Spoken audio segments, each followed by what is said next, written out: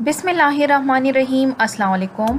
Today we will discuss about another important topic and that is third round table conference जो कि start हुआ था 17 नवंबर 1932 को और इसकी एंड हुई थी 24 दिसंबर 1932 को। तो थर्ड राउंड टेबल कॉन्फ्रेंस के ड्यूरेशन में ब्रिटिश के जो प्राइम मिनिस्टर थे वो थे Ramsay MacDonald, secretary of state थे सर हेमल हॉर, जबकि वाइसराय ऑफ इंडिया थे लॉर्ड विलिंगटन। इसके अलावा इस थर्ड राउंड टेबल कॉन्फ्रेंस में टोटल डेलीगेट्स की जो तादाद थी वो 46 थी, जो कि बाकी दो कॉन्फ्रेंसेस से काफ़ी कम थी। तो इस थर्ड राउंड टेबल कॉन्फ्रेंस में इंडियन नेशनल कांग्रेस की पार्टी इनवाइटेड नहीं थी। क्यों इनवाइटेड नहीं थी? क्योंकि गांधी और जो बाकी प्रोमिनेंट लीडर्स थे कांग्रेस पार्टी के उस टाइम वो जेल में थे, क्योंकि जैसे ही गांधी इंडिया वापस आते हैं तो as I told you in the previous lecture के उन्होंने डिसाइड किया हुआ था कि हम सिविल डिसोबीडियंस मूवमेंट को दोबारा से स्टार्ट कर देंगे। तो जैसे ही वो स्टार्ट करते हैं तो उस टाइम जो वाइसराय होते हैं उनको अरेस्ट किया जाता है।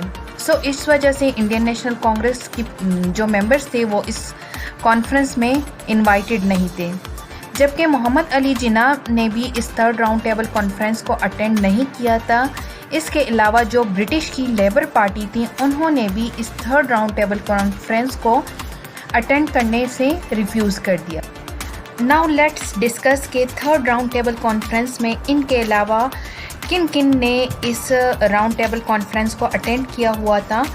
तो इस कॉन्फ्रेंस को जो इंडियन प्रिंसली स्टेट्स के दीवान थे उन तमाम दीवानों ने इसको अटेंड किया हुआ था, जैसा कि दीवान ऑफ हैदराबाद, दीवान ऑफ उदयपुर, जयपुर, मैसूर, जोधपुर, अलवार, दीवान of Jammu and Kashmir and दीवान ऑफ भोपाल। इन तमाम दीवान ने इस थर्ड राउंड टेबल कॉन्फ्रेंस को अटेंड किया हुआ था। इसके अलावा different section of societies and different Indian political parties ने इस थर्ड राउंड टेबल कॉन्फ्रेंस को अटेंड किया हुआ था। वाइल डिप्रेस क्लास से डॉक्टर अंबेडकर ने इसको अटेंड किया हुआ था। मुस्लिम लीग से आगा खान थ्री और मोहम्मद इकबाल ने इसको अटेंड किया हुआ था। इंडियन वुमेन में से बेगम जहां आरा शाह नवाज़ ने इसको अटेंड किया हुआ था। इंडियन लिबरल में से तेज बहादुर सप्रो ने इसको अटेंड किया हुआ था, जबकि एंग्लो इंडियन में से हेनरी गिडनी ने इस राउंड टेबल कॉन्फ्रेंस को अटेंड किया हुआ था। तो अब देखते हैं कि इस थर्ड राउंड टेबल कॉन्फ्रेंस में कौन कौन सी चीज़ों पर डिस्कशन हुए। तो हुआ यूँ कि जब सेकंड राउंड टेबल कॉन्फ्रेंस ख़त्म हो जाता है तो इसके बाद क्या होता है कि गवर्नमेंट एक 3 फैक्ट फाइंडिंग कमेटीज़ को इंडिया में भेज देता है। क्यों भेज देता है? ताकि वो फ्यूचर कॉन्स्टिट्यूशनल रिफॉर्म्स के हवाले से कुछ रिकमेंडेशंस दे सकें। सो जब थर्ड राउंड टेबल कॉन्फ्रेंस शुरू हो जाता है तो ये 3 फैक्ट फाइंडिंग कमेटीज़ जो रिकमेंडेशंस उन्होंने तैयार रखी होती हैं उनको इस मौके पर डिस्कस किया जाता है। इसके अलावा इस थर्ड राउंड टेबल कॉन्फ्रेंस में जो डेलीगेट्स शामिल होते हैं वो कुछ प्रपोजल पर भी डिस्कशन करते हैं about the structure of federal legislature for India.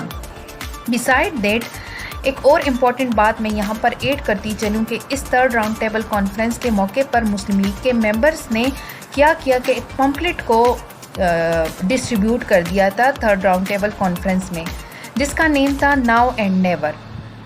Now and never को एक कॉलेज स्टूडेंट जिसका नेम था चौधरी रहमत अली, इन्होंने तैयार किया हुआ था, जिसमें for the first time word Pakistan को यूज़ किया गया था।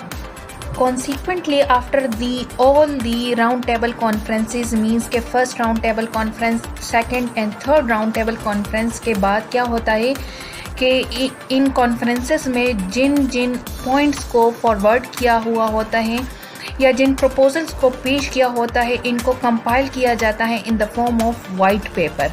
कब किया जाता है? मार्च 1933 को। इसके बाद क्या होता है कि अप्रैल में एक जॉइंट कमेटी को सेट किया जाता है ऑफ बोथ द हाउसेस, जिसमें इस वाइट पेपर के प्रपोजल को कंसिडर किया जाता है और इसके बाद कुछ रिकमेंडेशंस पेश की जाती है about the future government of India.